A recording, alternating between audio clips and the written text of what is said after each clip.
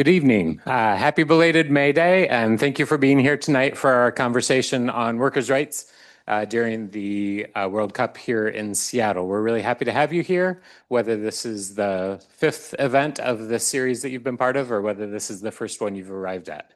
So welcome. I'm Ron Krabill. I'm the director of the Global Sport Lab. A reminder that we're operating as a hybrid session tonight. So we have about 80 students in the room who are taking this as a class, along with about 300 registered participants online. So there will be an opportunity for Q&A from both in the room and online. When the time comes, we'll provide a Slido screen log on for you so that if you're online, you'll know how to ask a question through that process. And then the folks in the room know how to answer or how to ask questions while they're here. Thanks once again to our co-sponsors, the School of Interdisciplinary Arts and Sciences at UW-Bothell, the Responsible Business Law Initiative of the Baer Institute at UW School of Law, and the Jackson School of International Studies. Now I'm pleased to introduce to you our moderator for the evening, who in turn will introduce our other guests on the panel. Professor Anita Ramasastry is Professor of Law and Associate Dean for Global and Graduate Programs, holds the Baer Institute for Leadership in Law and Global Development Endowed Chair, and is the Faculty Director of the Sustainable International Development Graduate Program, all at UW Law.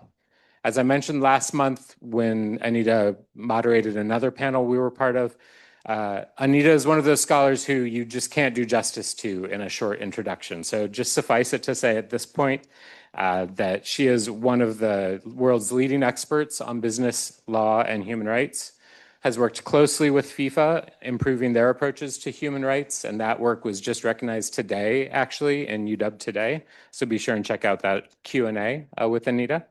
And is also an award-winning teacher and public servant. I count myself incredibly lucky to have you as a colleague here at UW. So I'll turn it over to you. Great. Thank you so much, Ron, and thanks to everyone who is here today.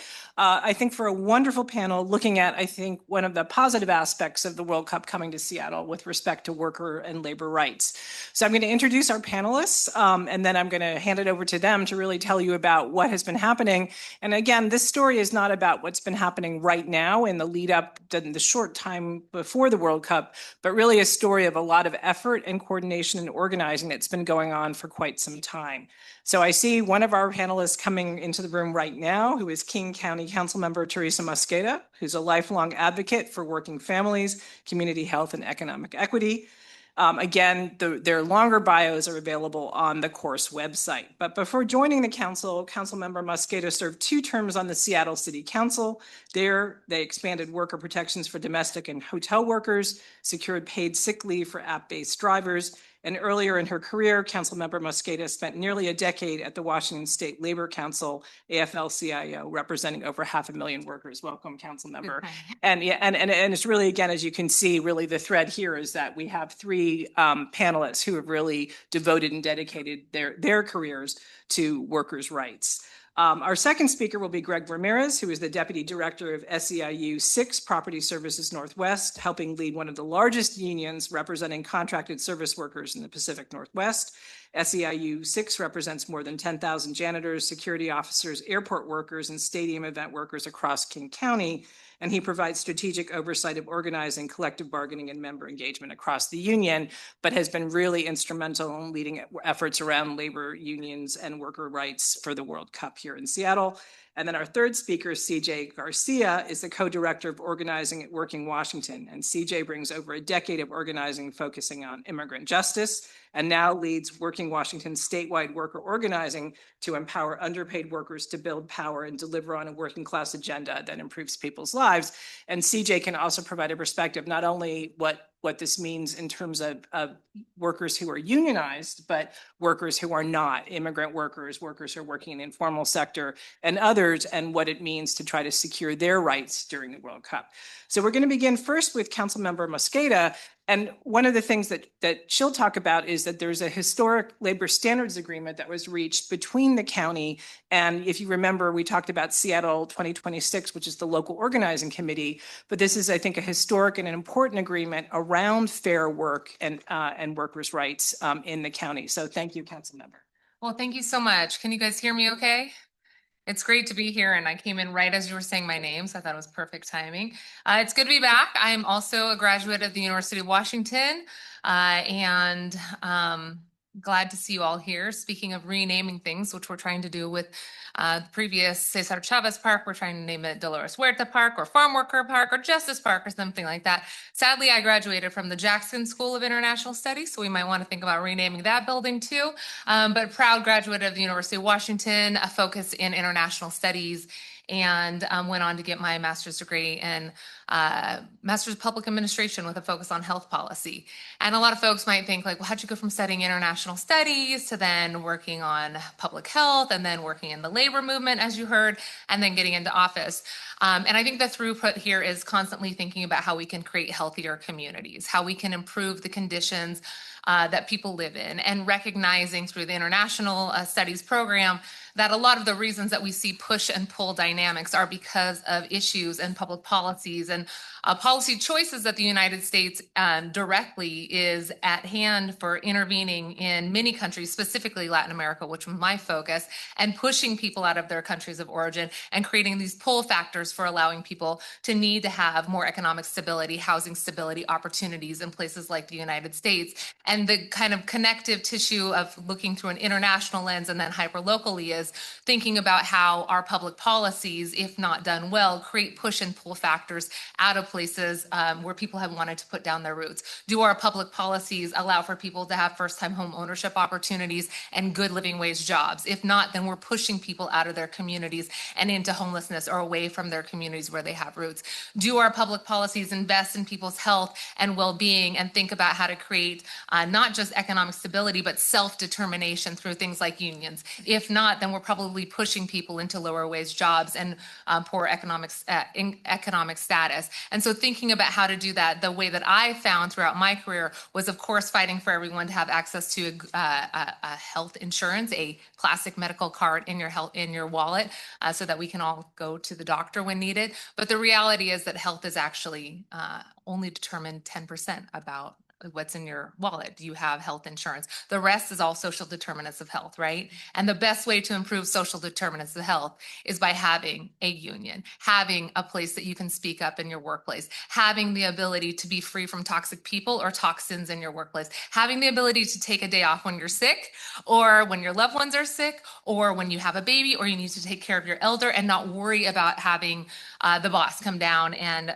retaliate against you. So I came to work in the Washington State Labor Council AFL-CIO movement out of the general and deep desire to improve individual health and thus population health. And I think when we think about the World Cup, there are opportunities here for us to think about economic stability, housing stability, and ultimately, if we do this right for the long term, population health and individual health can be improved as well. But it's a long way to get from what I just talked about, making the World Cup work for us, from what we know about the World Cup. How many of you, if I said FIFA and I talked about the World Cup, would say, I don't know, corrupt, multinational, multi-billionaire corporation that is at the hands of pushing people out of their homes, pushing communities to close their doors, pushing profit over people, and creating not just poor health conditions, but actually seeing more people die under construction and due to sweeps? Does that sound familiar? You guys have seen previous World Cups, right? In Dubai and in places like Brazil and other places around the world where you've seen FIFA, who is arguably a corrupt multinational billion-dollar corporation, be at the driver's seat of driving these policies, right? And so we have an opportunity to do things differently because the bar is pretty damn low. I mean, they're literally killing people with construction, literally pushing people out of their homes, and literally causing more people to go into homelessness because of their policies in the past. And yet, we love soccer. And this beautiful game that has global and international attention is an opportunity for us to think about how do we make these games, these investments work for us. And it was now over 6 years ago, 7 years ago probably, that the AFL-CIO, do people know what the AFL-CIO is? The American Federation of Labor Congress of Industrial Organizations. It's the largest umbrella of unions, organized labor globally. And they have all of the workers that include janitors, that include gig drivers, that include Teamsters, truck drivers, that include nurses, that include every industry you can imagine. They have affiliates of union members who come under this umbrella of the AFL-CIO. Well, the AFL-CIO heard wind that the United States and frankly, North America, Canada and Mexico, right, were trying to bid to be part of the World Cup, to be the host area for 16 games to come. And they said, if you want to come to this area of the world, you're going to play by our rules this time. Because we've seen the ways that you've pushed human trafficking to be pervasive in communities. We've seen how people have died because of poor labor conditions. We've seen how people have lost their homes and how those who are houseless become further traumatized with sweeps. We have seen it, and we don't want that here in the North America, and we don't want it here in the United States. And collectively, with organized labor in Mexico, in Canada and the United States, they said, if you want to bid here for the World Cup, you're going to do things differently. And I have a QR code that sometimes gets displayed on the screen, but the AFL-CIO basically put out these principles, and they said, if this is going to happen here as a condition, as a conditionality of you agreeing to the games coming here and making these investments, we want there to be higher labor standards. We want to protect people from human trafficking. We want to make sure that people don't lose their homes and those who are living houseless are not further swept. And we want to invest in economic opportunity and prosperity for all. So we want there to be neutrality. We do not want there to be interference for those sectors who are trying to organize and protect workers' rights. And that AFL-CIO document that pushed for stronger labor protections in 2020 has become a guiding principle around the country and throughout North America. And I think here in what you'll hear about here in King County has become embedded in the policies that we push forward. Because we then, and you'll hear about this from my colleagues, we collectively, those in public office and those who are the labor leaders, the rank and file members and the elected leadership of the unions said it was this document from the AFL-CIO that required, as a condition of you coming here, investments in good labor standards, protections from the environment being denigrated, and really a thoughtful connection about how we're going to prevent human trafficking and deaths due to bad labor conditions. So I am so thankful that I just get to work with these folks who've been pushing so hard to fight for investment in labor protections that allow for that AFL-CIO document from 2020 to actually be adhered to, so that we don't see the type of conditions we've seen before. And I don't know how much longer I have, but I'll just give you some stats on what to expect, right? In the upcoming World Cup, anybody been to the World Cup before? Okay, I have too. I went to Brazil. Did you? Where'd you go? Okay, South Africa. So nobody else has been to a World Cup game? Okay, so here in the United States, a lot of us play soccer. Do you play soccer? Raise your hand. Okay, I see some hands, right? This is the biggest game in the globe, right? So most people are used to watching soccer on TV, playing soccer. And I think for us here in the United States, it's going to be a little bit of an awakening because it is bigger than any game we've ever experienced before. It's going to be bigger than the World Cup has ever been on the national level, on the international level. It's going to be bigger than the Super Bowl has ever been. It's going to be bigger than the Seattle's World's Fair was in the 1960s. It is going to be the biggest event that we will see in our time here if Trump's rhetoric doesn't dismantle all of that. But we are expecting around 750,000 people to visit this region in a 6-week period. The size of Seattle's population is about that. So we're effectively doubling the size of Seattle's population in a 6-week period. We're going to see host games not just take place down at Lumen Field, which we've had to rename to Seattle Soccer Field or something like that, but we are going to see events hosted around the region, including at Seattle Center in what was known as Key Arena, now Climate Pledge. We're going to see Tukwila have a practice field. We're going to see practice fields and host fields in places like Spokane and Vancouver, places like this. So the regional impact is going to be huge. For a 100-mile radius, we expect every single hotel to be filled and for all of the Airbnbs to be filled up. And you know what I would love to see? as a condition of us welcoming folks to come to this region, that every hotel offer good living wage jobs to the folks who are working in those sectors, that every transportation driver who's bringing people up and down the I-5 corridor for those 100 games have a good living wage job. For the janitors, for the hospitality workers, for the people who are working in restaurants and retail to be able to have access to good living wage jobs.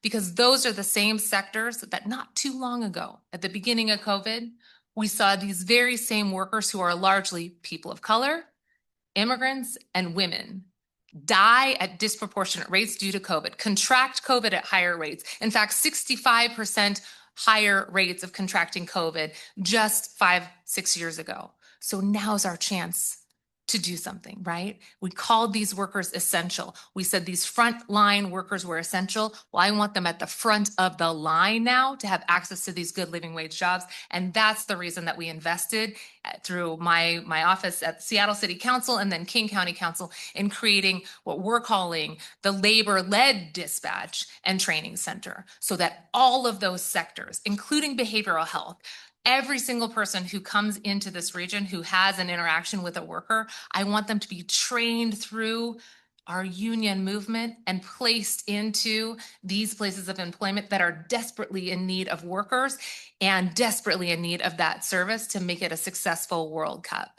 And that's why we've invested in the labor-led dispatch and training center to change the mentality, right? Because if it's not done by us, temp agencies would come in. Can you guess how much an average temp agency takes off the top to put in their own CEO's pocket instead of the pocket of the temporary worker that's getting placed? Any guesses? How about you?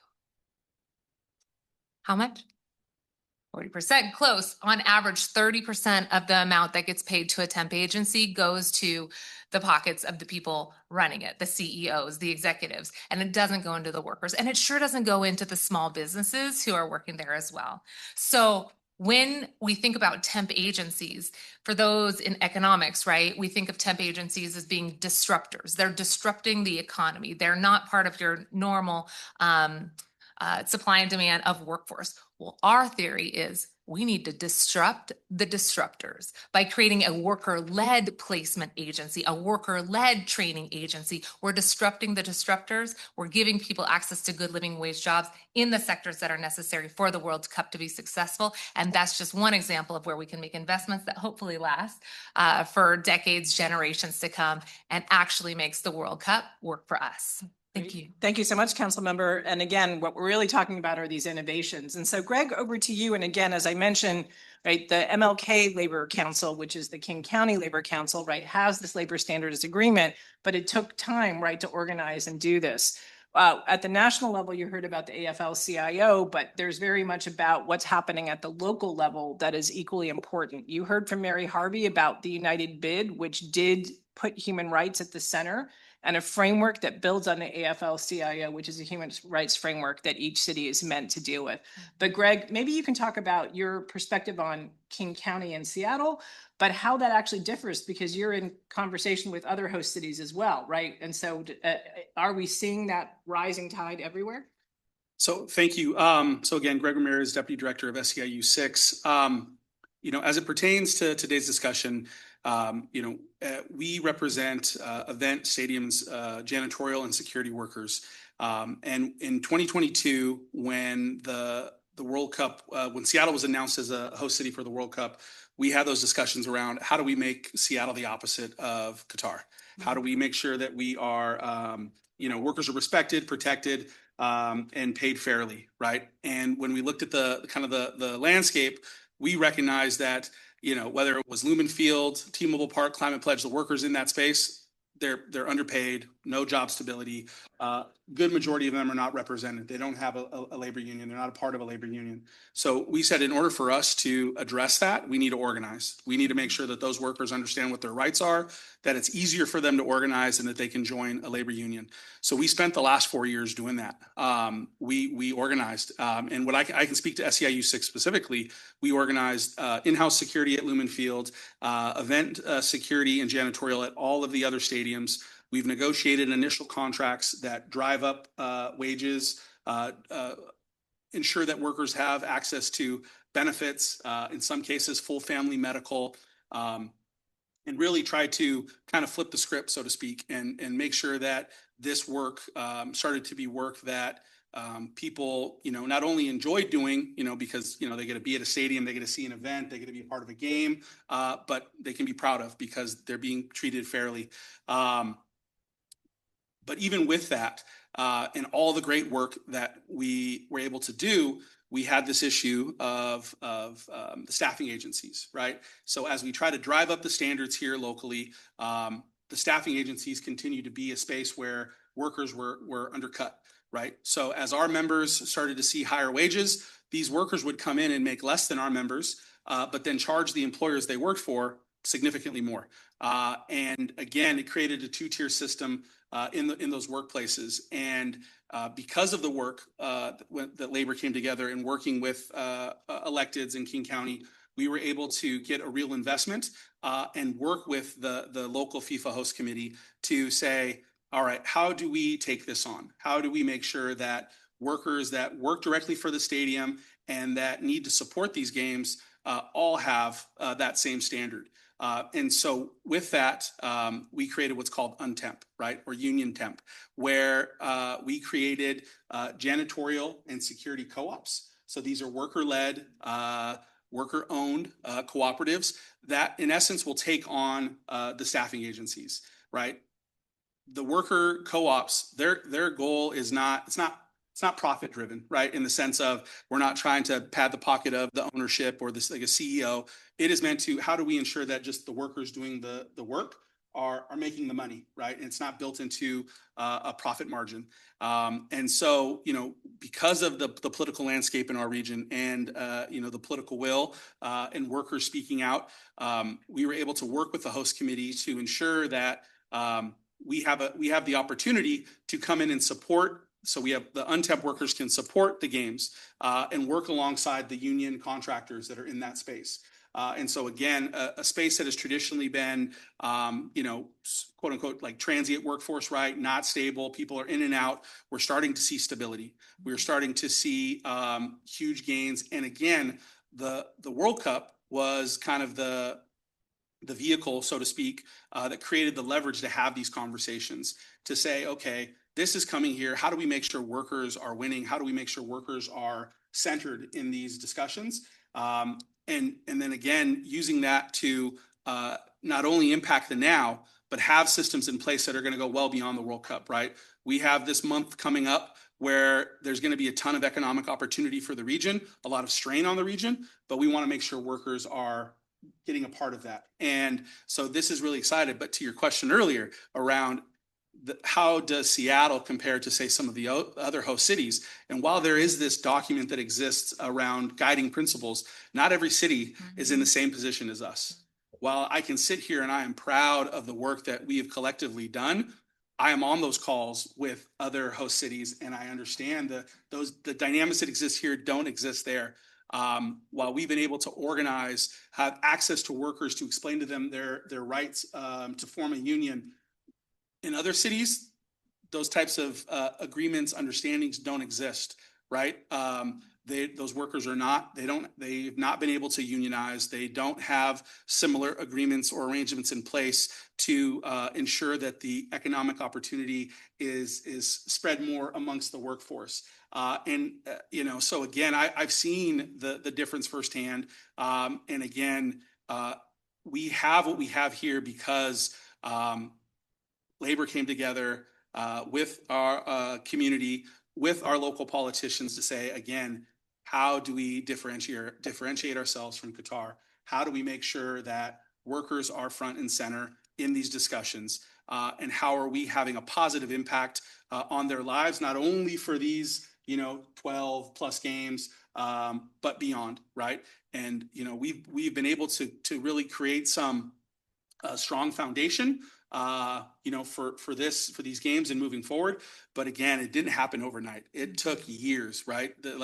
There was already work happening before the World Cup was announced, where we were already starting to try to organize in some of these stadium spaces because we saw that was the space that workers were being mistreated, where that instability that we saw we needed to kind of right that wrong. And then again, when the World Cup became a reality, that where this was a host city, that was that leverage that we needed to kind of force the conversation with the ownership group from, Lumen Field, with the FIFA host committee, when they wanted to come here and say, we want this to be, we want to have a legacy, right? And people that maybe have participated in some of the series have heard from folks from the host committee where they've spoken to that. And I can say that I've heard them say that, and they are doing that. They are working with us to ensure that those things are happening. And again, it's not without incident. There's still issues that we're going to need to address. There's these issues around immigration enforcement being at and around the games. There's still going to be issues, workers' right issues related to maybe someone maybe not having their paid correct or something. But again, these workers now belong to a union where they can address these issues in real time and have access to being in a better situation versus what it was before. And so again, like I said, very proud of the work we've been able to do. Very proud to be at this table with CJ and Councilmember Mosqueda, because I know that, again, alone, we wouldn't have been able to do this. It really took collective action from labor, faith, community, electeds to say, how do we change this landscape? And I'm here to say we've done it, we're doing it, but there's still more work to be done. And so, we're on a tight timeline.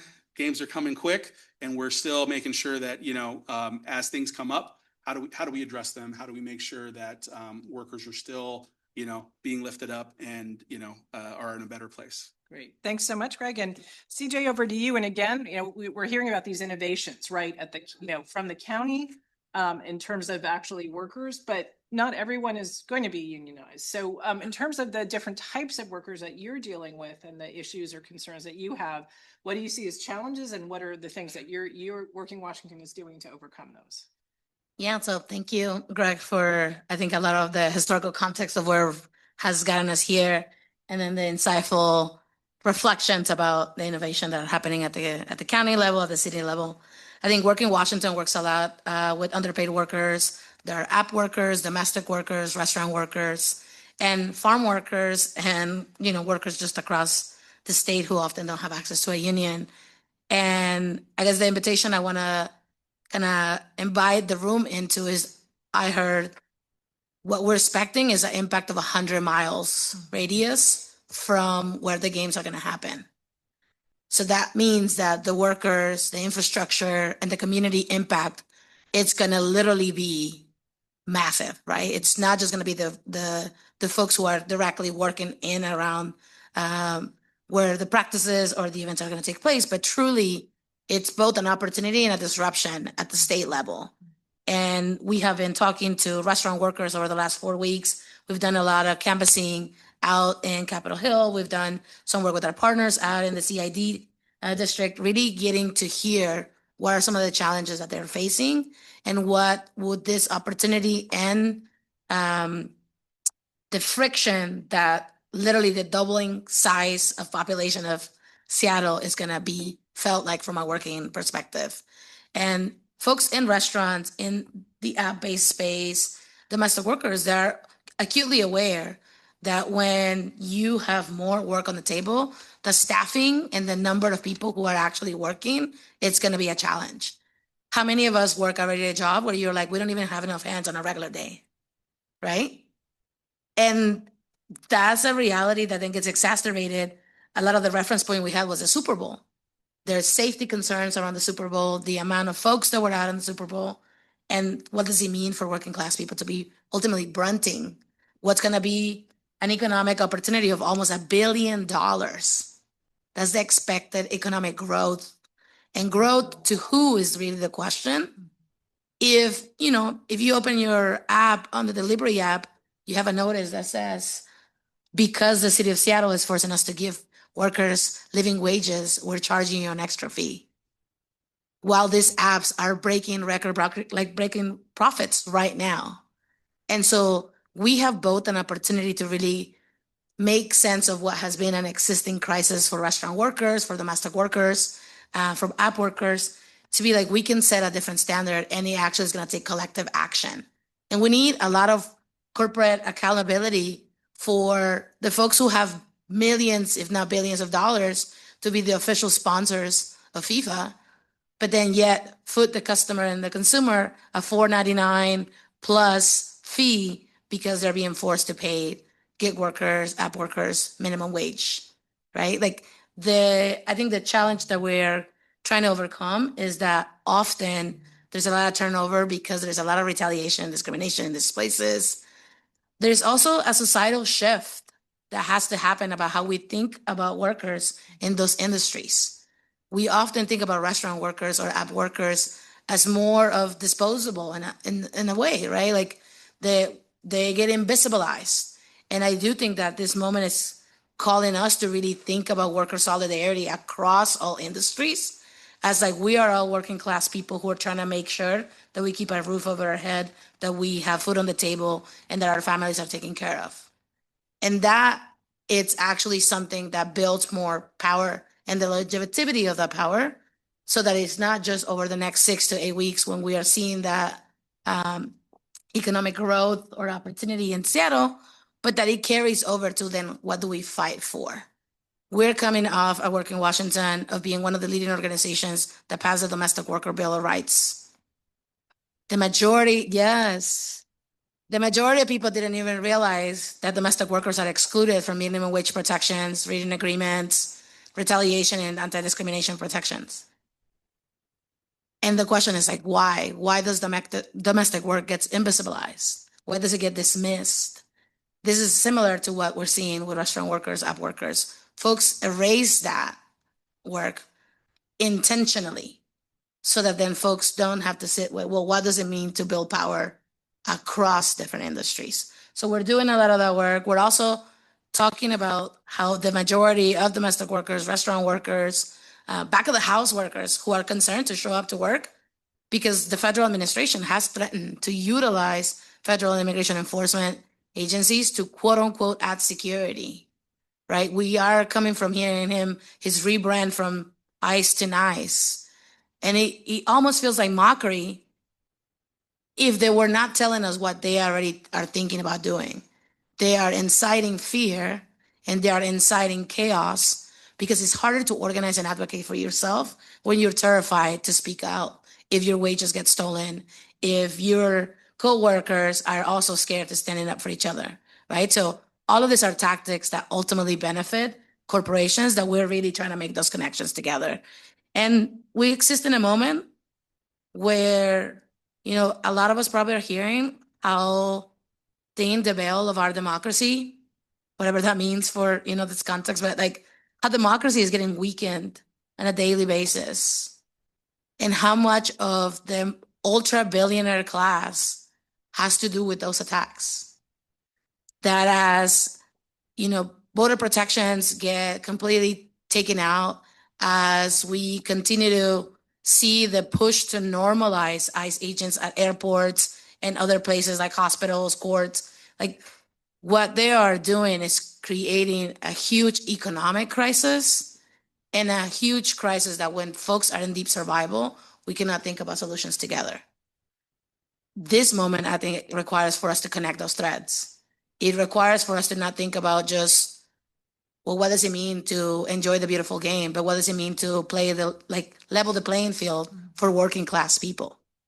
What does it mean for that almost $1 billion to not go to Airbnb, to Uber, to DoorDash, but really stay in the communities and invest in housing, in healthcare, in the very real crisis of this moment where the social safety net in our state is getting shrunk because the attacks on the federal level are also holding those programs and those resources hostage.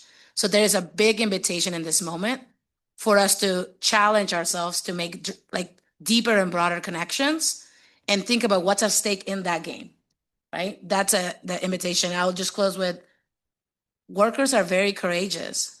Every single day, people are coming together and being like, hey, we know we're gonna be facing incredible challenges. How are we meeting this moment with the courage that is required? Domestic workers made that commitment, even though the majority of them are immigrant women, Black women, immigrant women of color. We have to meet that courage, especially a lot of us who are we do have the privilege to advocate for ourselves with a little bit more risk. We have to stretch in that way and think about what does it mean to organize our workplace in service of all of the folks who face more retaliation and discrimination in this moment. Great. Thank you so much, CJ, and for really just again reflecting on what is this tournament, right? It is not just about the beautiful game, but it is really about the community around that. And I think through this whole series, you're really seeing that, right? That there's so much impact, both positive and negative here. We're now going to turn to questions. And so I'll begin with one that we have from someone online. And I hope again from the students in the room, if you want to raise your hand to pose a question, we'll be ready. So the question I have here is, many service and hospitality workers are immigrants. We've already heard that, but the question is, what steps are being or can be taken to protect workers during elevated ICE presence, if that happens during the World Cup? And again, you've heard over the course of this class and series that there are different people who claim responsibility for different things. FIFA in the stadium, local organizing committee, local government, federal government. So what can be done? And anyone from the panel? Speak to it. You're all welcome. Yeah. All right, I can start. It's best to you. I think one of the things that we have already launched at Work in Washington, on April 20th, we'll launch our ICE Out training, where we brought workers together to actually create committees within their workplace. What is the communication if they do see ICE presence? What are the know your rights, both from a worker perspective and an immigration perspective? How to ask for a warrant, how to escalate or de-escalate in case that presence takes place. We're also doing a lot of cross collaboration about like who are the rapid response networks that can be supportive. What does it mean for, bosses to own up the responsibility of actually not making workplaces accessible to ICE? Like, what does it mean to actually hold up the Fourth Amendment and realize what's a private place versus a public space? But that's going to take a lot of activation, and we are hosting an event on May 18th to continue to do and drive the sort of connection of worker rights, immigrant rights. And there's a lot of infrastructure that I think, to Greg's point earlier, the state of Washington has built a lot of what's a roadmap for a lot of states all across. I'm originally from Oklahoma. Kansas City is the next city that is also hosting the games. That looks completely different, right? So Dallas looks completely different. Oklahoma sits in the middle of that traffic zone. We're making different response plans for what does it mean for people who are working or driving up to work in this 6-week period, because it is an economic opportunity for different folks in different communities. So localizing it, connecting it to networks, and then actually scaling it up so that folks are able to respond feels like one of the ways in which we're already doing that. Right. Yeah, I would just add, in regards to my role in labor, and, we have a lot of relationships with business owners just because of the work we represent. And so obviously not only are we working with our members to educate them around their rights, but also we are trying to put pressure on the business owners to understand what their responsibility is during this. And to CJ's point, like what are your protocols around access, right? If ICE is in the area, if worker needs a space, to be protected. Because again, I think what we're seeing is that these stops that are happening, and they're not targeted, right? These are sweeps. These are kind of blanketed. And so, and I know from experience from our membership, we're seeing workers who have status here, who are can work here, are being stopped or being detained for an extended period of time, and it's having a huge negative impact on their livelihoods. And so again, when we talk about, safe spaces, it's a broader discussion. It's not just about, someone who's has legal status or not. But again, I think for us, it's around how are we working with businesses in and around the stadium? How are we continuing to have dialogue with the host committee around their partnership with ICE and how that's going to show up in those. So again, the advocacy hasn't stopped. It's going to continue, and we're still trying to figure this out. But again, a lot of it comes to education, and again, the work that we can do with the relationships that we have to ensure that workers, folks from within the community, have a safe space if they need it. Councilmember? I would just add, so on the sort of positive, proactive side, really trying to make sure that the jobs that are being created, the jobs that are being invested in, really do benefit the folks who are in these frontline sectors. And as the commenter noted, many of these sectors have high numbers of immigrants, workers of color, and women. I'll just read out again the sectors that we constantly talk about: janitorial, hospitality, transportation, security, behavioral health workers, social service workers, construction, transportation, retail, and others. Again, frontline workers that are higher numbers of people of color and higher numbers of immigrants and workers of color in that sector. So first and foremost, trying to make sure that the jobs that are being created in these sectors that are going to be essential for creating successful games do go to folks who have been historically in these sectors, hardest hit by COVID again, and having access to a good living wage job. We're creating training opportunities, not for 6 weeks, but for 6 generations to come, right? Making sure that every place of employment has a good living wage job means that we're actually recognizing all work has dignity. There is no such thing as unskilled work. You raised your hand when you said you worked in a sector that is sometimes understaffed, right? This means that we are not investing in that sector and creating opportunities for the workers to have a stable workload and ideally investing in workers to the level that we need to. So first, on the proactive side, making sure that we're investing in those workers. On the sort of like the public policy leverage side, there's a few things that we have done through both when I was at the city of Seattle and now at King County, using both soft power and hard power. Do folks know what I mean when I say soft power?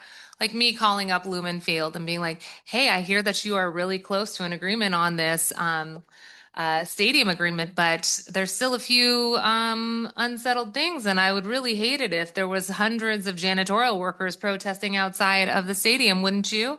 You know, would love to see a resolution soon, hope that gets worked out. Like just a little bit of soft power to say, we're all watching you.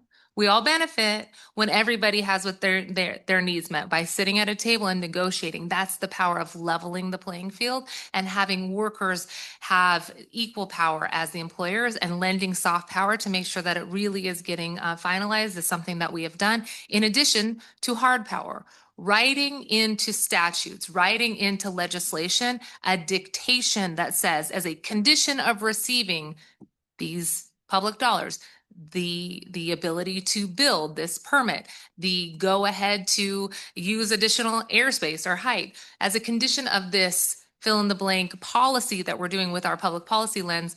We want there to be a trade-off that shows a public benefit, because I believe that every public dollar should go to the public good, and including things like asking our stadiums and those who are building buildings to have things like local priority hire embedded in their contracts as a condition of receiving public dollars is a really good thing. That means local hire, right? Prioritizing local community members who have the highest numbers of unemployment, who are more likely to live in socioeconomic status that is a lower income, that are priority higher zone zip codes. That means that we're pulling in workers from these areas that have basically felt greater hardship from this inequitable system and our local economy. So requiring local priority hire, requiring project labor agreements that often say that, you know, in order to get this project okayed or permitted, we want to see things like, do your workers have a pension? Do they have health care? You know where workers are more likely to get a pension and health care? If they signed up for a labor union. And in really leaning in to say that we want there to be things like preferred entry, that we're giving preference to workers in this region and making sure that more of our local dollars are going to support local community members. We can write some of those things into contracts and agreements, the authority to say, yes, you can go ahead and build. Yes, you can have these public dollars. Using that public policy or that public dollar as leverage to make sure more people have access to good living wage jobs is another great way to make sure that immigrants, refugees, and folks of color are having equitable access, if not preferred access. The other thing, finally, I would say is on the ICE front. I mean, I think our biggest challenge right now is Trump's rhetoric, but we are stepping up and acting in proactive ways. So on King County in the last 6 weeks, we have passed, and I have led these efforts to say ICE out, ICE off of any county property. You cannot use any county property that's owned or leased or managed to be used for any staging of ICE operations. We do not want our community to look like Chicago or Minneapolis. We are going to make sure that our public property is not being used counter to the public's interest, and we don't believe that ICE raids are in the public interest, so we're not going to allow ICE to be on county property. We've also said no permit will be accepted and authorized for any expansion of ICE detention facility, and sending a clear proactive message that that's not going to be welcomed here in unincorporated King County to try to dissuade ICE from coming in and setting up the literal warehouses that they are in other places. We are creating ICE signs that say ICE out, that local businesses can put in their windows, just like we're going to be putting in all of our King County buildings now that say, unless you have a warrant signed by a federal judge, you are not welcome here, turn around ICE. And creating opportunities in all of our King County buildings so that there's a private location so that people know that they can go into a private location. In businesses as well, you should know ICE is legally not supposed to go into the back room of a restaurant, the back room of your employment area. They're not allowed to go into places that are not public. So creating opportunities for people to put these signs in their windows and private signs is something that we're offering to our private businesses as well. And then lastly, I would say that we are pushing very hard in our office on two fronts to make sure that King County does not lead with a law enforcement first approach, either for things like enforcing unpermitted food vendors or investigating fire hazards in massage parlors, right? Clearly, we want food that's sold to be public health certified. We want that to have been through the public health permitting process for workers that have their food handling permits, absolutely. But I don't want any of our folks to be leading with a law enforcement first approach on that or enforcing fire code through some of the police raids that we've seen in other jurisdictions. At least in King County, we need to be leading with a care first model that does education, helps get businesses up to code, helps workers know their rights and opportunities and responsibilities, and then gets them onto the path for having the appropriate permits. But we shouldn't be leading with a law enforcement first approach because I don't want people to get swept up unintentionally in that. And that's what we're committed to doing at King County. Great, thank you. And actually, just on that last point, this panel is looking at a range of issues, and we've talked just now about this, which is that we're not discussing as much the informal workers, and there has been concern around the stadium and the Central and International District about massage workers, for example, that come from immigrant and Asian American populations, that they have been singled out before with a law enforcement approach to that, as they feel vulnerable and are really trying to, again, earn a living. So I know that there may be an additional session that will explore that other angle of looking at informal workers and the vulnerabilities there, and this approach to be really providing safety, not stigma, to them. So thank you for mentioning that as well, Councilmember. Other questions from anyone in the room? Okay, we have one over there.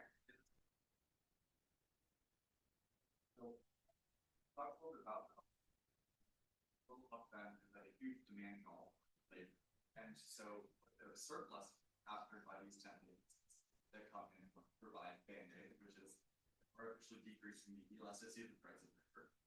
And then you talked a little bit about a worker-owned temp agency. And I'm wondering, how does that solve the problem if the existing temp agencies aren't excluded from the market? Is it a legislative question or is it more?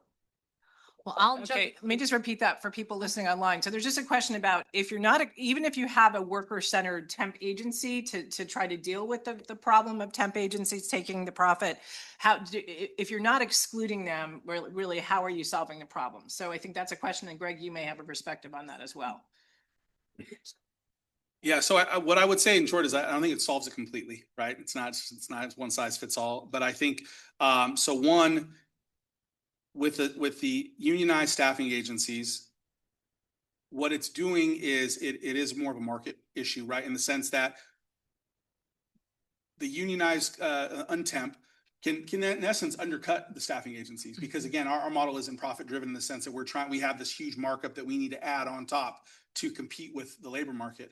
So I think that's part of it, right? The other piece is that we are going to ensure that workers that then do that work, right, will be paid the same as their counterparts, but we offer a cheaper alternative than the staffing agency, right? So in an essence, where if you say a service worker in that space makes $25 an hour, the staffing agency is probably going to pay them the minimum wage, whatever it is by law in Seattle, 21 and some change right now, but they're going to charge that company, $36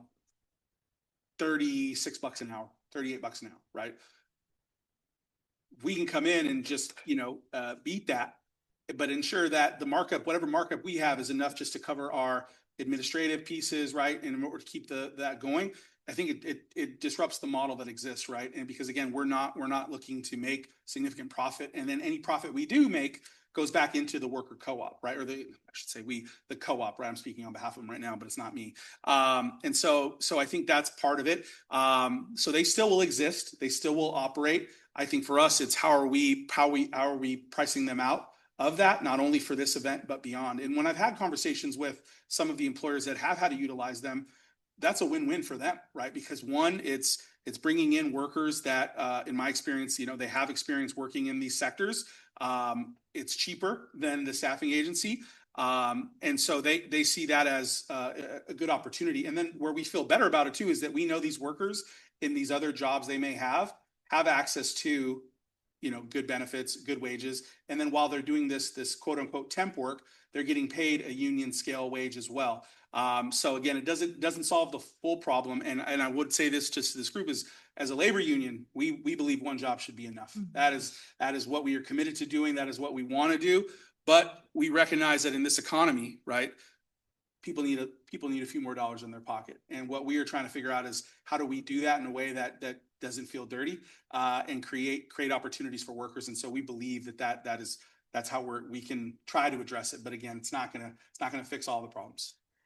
Yeah, thanks so much. I would add that we had an awesome panel with Arrigo Valdez, who is the one leading up the training center. And thank you so much for presenting. SEIU 6 was there as well. And we had the welcoming committee from the World Cup join at the table. I should say the welcoming committee is not affiliated with FIFA. They are not like paid, and it's not an extension of FIFA. It's like community partners that come together to say, how are we going to make this work for our community? FIFA does require there to be a welcoming committee, but probably no surprise they don't actually fund it. So it's funded by local community members, organizations, people that really want to make it successful. And at this panel, they kind of talked exactly about your question. How do we use this as an opportunity to have one more peg on the ladder to kind of creating that more equitable local economy? I think that what Greg just shared is spot on. And it's one example of where we're trying to sort of interrupt this emerging economy of like gig work and temp agencies inserting themselves and being the disruptor to traditional local economies. But also I say we, because I came from the labor movement before being elected, but the labor community and this platform, I'll say we are creating a newer relationship or a different kind of relationship with some of the employers too. So there are certain restaurants and hotel folks out there, service sector folks who are like, I want to be part of this. And that's awesome, right? Because then we can have employers that are high road employers, want to do the right thing, recognize that when they pay a temp agency, it's not actually going into the same workforce. And then they don't have that relationship with the workers to ideally keep them on in the long term. So you're actually creating more of a local relationship through this untemp agency that hopefully will last for years and generations to come. Like that's the goal, to create this sort of win-win opportunity with this untemp agency. And then one other thing I would add, and you mentioned this, and I should have spent more time talking about some of the labor agreements that were celebrated at Lumen Field, at Climate Pledge Arena, and at T-Mobile Park.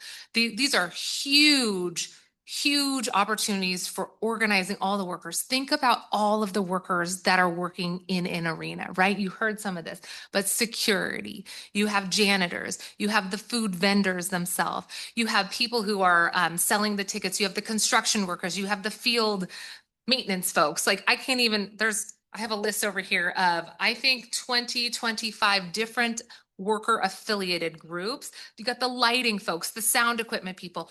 All of these people come together under one of these labor agreements with the stadiums, and they basically buoy each other's wages and benefits, and that buoys sustainability and longevity of the workers at the stadium. So it's not just this high turnover job, it's actually a good living wage job. And what we saw, and I'm happy to send these slides to you afterwards as well, but what we saw in T-Mobile Park, for example, which isn't going to have arguably a lot of the benefits of soccer, but the T-Mobile Park Park wanted to be part of this conversation as well because they have concerts that are happening. There's going to be a lot of people in the region.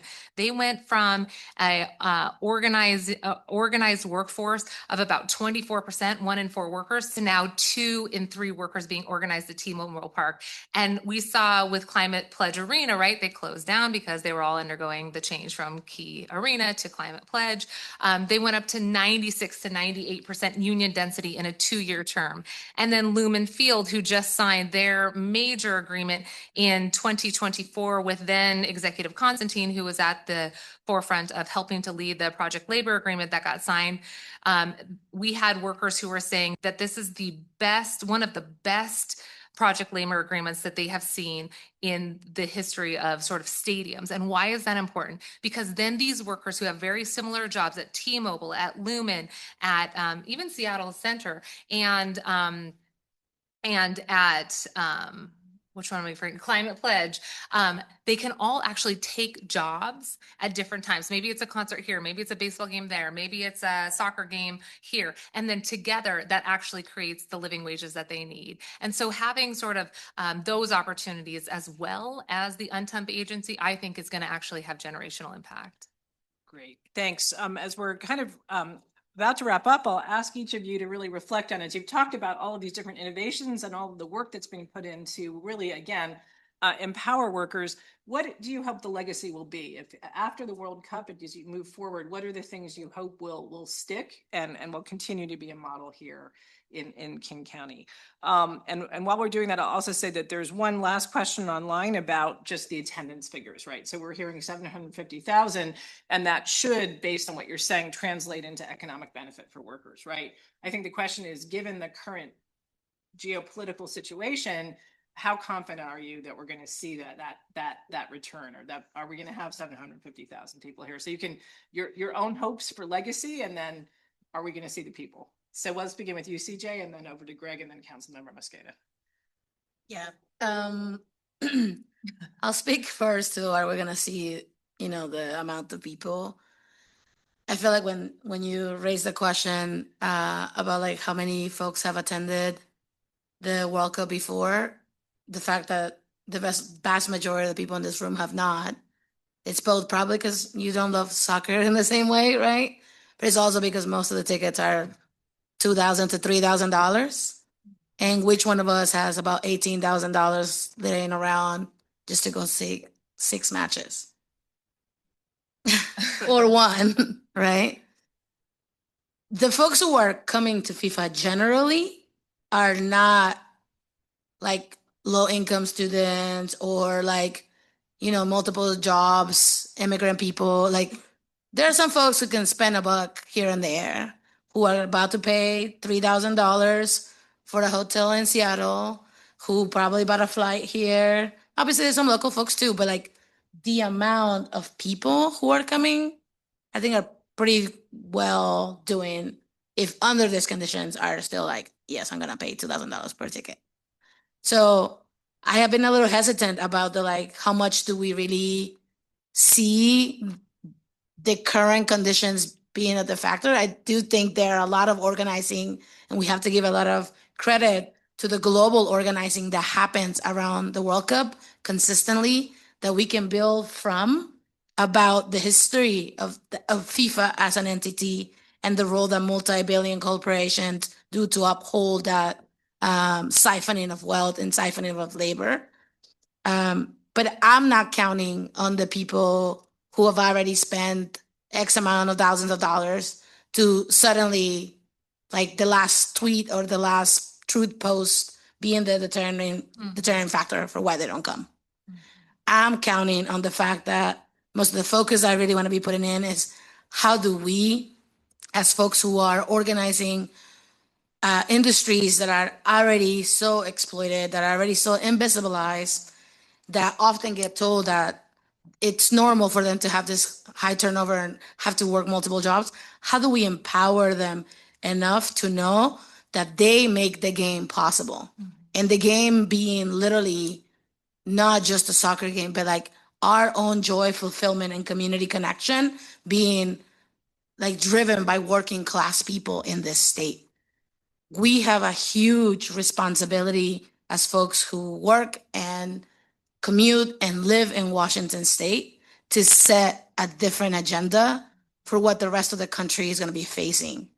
And I think the invitation of this moment is, how do we then make sure that as workers are facing challenges at the workplace, that the accountability mechanisms, the collaborations across unions and across local electorates and the different, the standards board, all of these different entities that will play a role in standing up for workers are effective, efficient, timely, that they don't feel like a headache to where workers feel deterred from actually exercising those rights.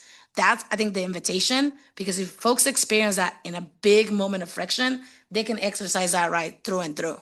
And so the legacy is that we get to build the infrastructure, I think the narrative and the embodiment that like working class people make this city run, and that they can't get the buses going, they can't get the fields open, they can't get the sound going, they can't get the whistle going without working class people. But like we truly have to embody it and do it, and making sure that when workers are calling, numerous workers put their demands out this weekend. We've been working with them directly to make sure that like secure scheduling and staffing, things that maybe right now are not under particular protections they have, but there are things that they need. Because we know that if you don't know when your next day on the schedule is, you can't be trying to pick up another shift somewhere else. And you're now in this moment where you don't know if you can pay rent or food. And so there are things that we're going to do that are particularly around what already exists and what protections exist. We need to uphold them, and then we need to raise the floor. And we raise the floor by organizing workers to demand that, yes, we don't have to starve and get by while multi-billion-dollar corporations siphon $1 billion out of a city that it's already in a housing crisis, that it's already having a crisis on resources and services that the federal government and our state government still have yet to fund and meet a need. So Thank you. Greg? So I'm generally a positive person, or I think positive, right? It's hard to do these days, but I try to stay that. And so when I reflect back on kind of how we got here, and the one thing that sticks with me is, we were able to organize the unorganizable, right? Like, because of the World Cup coming to our region, you heard Councilmember Mosqueda speak to those numbers, right? Like that's the proof, right? Is that all of these venues prior to, in the last 5+ years, used to have very low union density, and here we are, right, where all of those places have significantly changed, right? And so because of that, workers now are a part of a union. They have seen improvements. But I want to be real with the folks, is that just because you belong to a union doesn't mean the problems go away, right? These companies they work for, there's going to be issues, right? They are going to be stretched right now during this World Cup. Workers are going to be asked to do more. What we're trying to make sure is that if they're going to be asked to do more, that they're being paid fairly, and that they're being taken care of, right? And so we still have a lot of work to do. But again, I try to stay hopeful, because now that they are a part of a union, they have a vehicle, they have an easier chance to fix these issues as they come up. But it still requires advocacy. It still requires organizing. It still requires folks for people to speak up and to take risks and do these things. So again, I'm excited because I know and I've seen firsthand the positive impact that this has had on workers. When I look back at what they used to have access to, what their wages and benefits were, not only for our members, but other members. I saw a contract the other day where you've got workers in those spaces that are making over like $34 an hour, right? In event space, which again, that's nothing to scoff at. That's good money, right? And that's just their wage. They've got medical, they've got other benefits. But again, for workers like that I represent, who have traditionally been lower end earners, right, at that minimum wage, right, we're finding a way to get money on top. We're trying to continue to push and raise that standard, and we're going to continue to do that. And so again, World Cup created the leverage. It brought eyes on the region, and it created an opportunity for us to push the conversation, and we are pushing as hard as we can. and we're going to keep pushing. So Thanks so much, Greg, and Councilmember. Thanks so much. And congratulations again. We do have international unions looking at King County, at Seattle, at these models to show other jurisdictions what we should be doing in the worker protection arena. So huge congratulations. And again, do I think that FIFA is gouging people to go to these games and that may have an effect on how many people actually come? Sure, because it shouldn't cost $2,000 to go to a game. When I went in 2016, it was $200 for a ticket. And you cannot blame that increase just on inflation. In addition to the cost being pretty outrageous per game, obviously the rhetoric from the Trump administration is having a real hamper or damper on how many people may be coming here from across the globe. Not to mention entire teams saying, I'm not going to go to the United States. But we have seen fewer folks, the stats currently show fewer people coming from international countries, from other countries coming to the United States, probably because of the rhetoric coming from the Trump administration, where we had previously anticipated international travel, meaning that if a family, if an individual came here, they were more likely to stay here for an average of 9 days. When I went to Brazil, when my husband and I traveled to Brazil, we stayed for 9 days, for example, to go to various games and travel the country. That is not likely going to happen if somebody's just come in here from, Minneapolis to watch a game in Seattle. They're probably going to stay for 2 or 3 days if they come. So people are choosing to come here at smaller numbers internationally. And I assume that if people come to this region from within the United States, they're going to stay for much less of time than we originally anticipated. So that is probably going to drive down how much we think will come in. In terms of benefits that I think should be lasting. Look, we're making investments in things like worker opportunities, density for organizing opportunities, and we're also pushing what I think public institutions should have been doing all along, right? I sit on the Sound Transit Board, and just last week there was a conversation about how these billboards will go up on Sound Transit's trains to say, hey, if you're experiencing your papers being withheld, your wages being withheld, intimidation, and you're not allowed to leave your place of employment, you might be being trafficked. And by the way, labor trafficking makes up about 8 to 9 out of 10 cases of trafficked individuals. We talk a lot about sex trafficking, which absolutely deserves to have attention as well, but only about 1 to 1.5 of the trafficked individuals out of 10 are sex trafficked. Most industries that we see do have people that are trafficked in those industries. And as you probably know, this area, the I-5 corridor, Seattle specifically, because of our proximity to international borders and the port and the way that transportation comes in and out of this region specifically, we have higher rates of trafficked individuals right here in Seattle and King County. And one of the best leaders on that is the University of Washington Women's Center. Sutapa Basu and her team there have been leading on human trafficking issues and have recognized that we should have been doing something a long time ago. So at the Sound Transit Board meeting, I said, it's great we're putting up these signs for 6 weeks, but we should keep those up all the time, given the corridor that we currently occupy and the way that people maybe could be exposed to information. We should be doing that in Sound Transit. We should be doing that at our public health clinics. We should be doing that on every opportunity that we can, including in Metro buses, which there are campaigns, but we should be scaling up like you heard Greg talk about. We should be leveraging this moment for long-term investments like that. I've also been calling for there to be more bathrooms around the area, right? All of us, raise your hand if you use the bathroom, right? My daughter's 6. She has a book that says everybody eats, so everybody poops. Everybody should have the ability to go to the bathroom, and that's true for housed people and unhoused folks. That's true for folks who live here and folks who are tourists here. We do not have the number of bathrooms that the World Health Organization says that we need to have for our population size, let alone the number of people that are going to be coming here for World Cup. So as we think about scaling up the needs for these actual infrastructures like bathrooms, we should have that as a permanent investment all the time to be addressing these public health needs. And lastly, I'll just say, hopefully we will continue to make these investments in worker protections, in the care first model, instead of leading with law enforcement for sensitive locations. And I want to emphasize the why. Why is it important for us to be investing in workers? If anybody was here at the University of Washington and had a chance to have a class from Professor Stephen Bezrushka, he wrote a book called Sickness and Wealth. You should look it up. It's pretty awesome. And he taught at the School of Public Health. And Professor Bezrushka, again, from UW right here, is known globally for the work that he's taught on how the countries that have the most wealth inequality, where the richest have the most money and the folks who are working, the majority of us working with the fewest dollars in our pocket, we see the widest wealth inequalities, where we basically are dying at earlier rates than other countries.